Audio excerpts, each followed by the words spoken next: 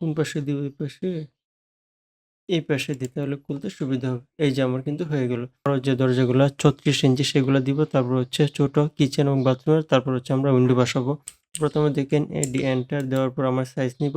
Width থেকে এখানে ৩৬ ইঞ্চি দিলাম এবং ৫ ইঞ্চি, অর্থাৎ এই ওয়াল থেকে ৫ ইঞ্চি দূরে বসবে।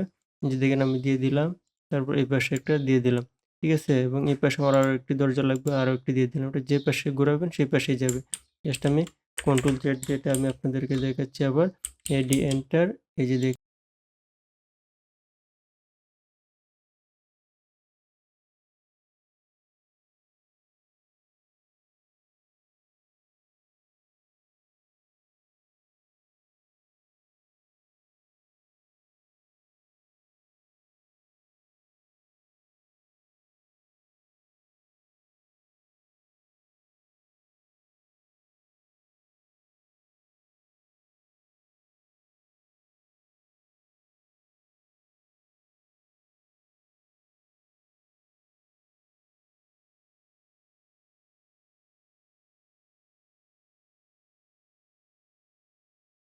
একটা দরজায় দিই।